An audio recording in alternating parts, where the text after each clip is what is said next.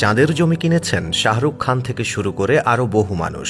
তবে আপনি কি জানেন চাঁদের আসল মালিককে? কে বা বিক্রি করছে এই জমি? কোন দেশের মালিকানা রয়েছে চাঁদের উপর?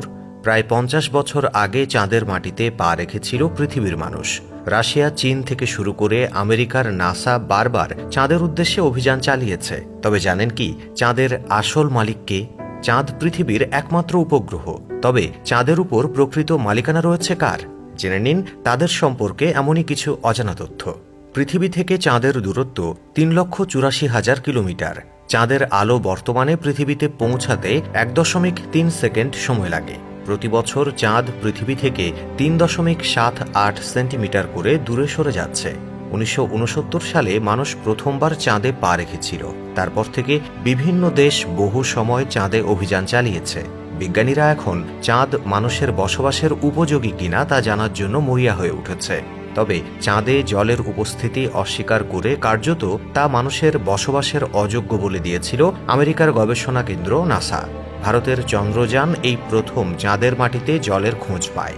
আর এবারেও দুর্গম দক্ষিণ মেরুতে চন্দ্রযান 3-এর ল্যান্ডার বিক্রমের সফল অবতরণ করিয়ে কার্যত অন্য দেশগুলোকে পেছনে ফেলে দিয়েছে ভারত।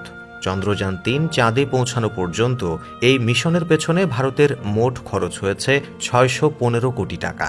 অথচ কিছুদিন আগেই রাশিয়ার লুনা 25 মিশনে খরচ হয়ে যায় 1600 কোটি টাকা। এমনকি চাঁদের মাটিতে পৃথিবীর বেশ কিছু মানুষ জায়গা কিনে রেখেছেন। তাদের মধ্যে বেশ কয়েকজন ভারতীয় রয়েছেন। এদের মধ্যে রয়েছেন প্রয়াত বলিউড অভিনেতা সুশান্ত সিং রাজপুত। তিনি 55 লক্ষ দিয়ে চাঁদের এক টুকরো জমি কিনেছিলেন। নিজের টেলিস্কোপ ব্যবহার করে তিনি চাঁদের জমি দেখভাল করতেন পৃথিবীতে বসে। তবে পৃথিবীর মানুষ যতই চাঁদে দাপিয়ে বেড়াক না কেন, আদতে কোনো দেশ চাঁদের মালিকানা দাবি করতে পারবে না। আউটার স্পেস ট্রিটি 1967 অনুসারে কোনো দেশ কিংবা ব্যক্তি কখনো চাঁদ কিংবা মহাবিশ্বে অবস্থিত অন্য কোনো গ্রহের মালিকানা দাবি করতে পারবে না। চাঁদে অভিযান চালিয়ে যে কোনো দেশ তাদের পতাকা ওড়াতে পারে, কিন্তু কেউ কখনো চাঁদের মালিক হতে পারবে না। চুক্তিতে এমনটাই সাফ সাফ লেখা রয়েছে।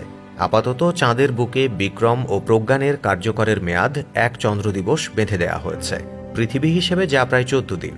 অর্থাৎ পৃথিবীর বুকে যেমন 12 ঘন্টা আলো এবং 12 ঘন্টা অন্ধকারের নিরিখে গোটা দিনের হিসেব হয়, চাঁদের বুকে হিসেব হয় 14 দিনের নিরিখে। অর্থাৎ পৃথিবীর হিসেবে 14 দিন সূর্যের আলো পায় চাঁদ। বাকি 14 দিন কাটে অন্ধকারে, প্রচণ্ড ঠান্ডায়। ইসরো সূত্রে জানা গিয়েছে অন্ধকার নামলেই কাজকর্ম বন্ধ রাখা হবে, নিস্তেজ করা হবে তাদের। অন্ধকার কেটে ফের পরের 14 দিন যখন সূর্যের আলোয় আলোকিত থাকবে, তখন তাদের কাজ চালিয়ে যাবে। তো দর্শক, এই অজানা তথ্য জেনে কেমন লাগলো সেটা কমেন্টে জানাবেন। এখানেই বিদায় চাইছি। Thanks for watching.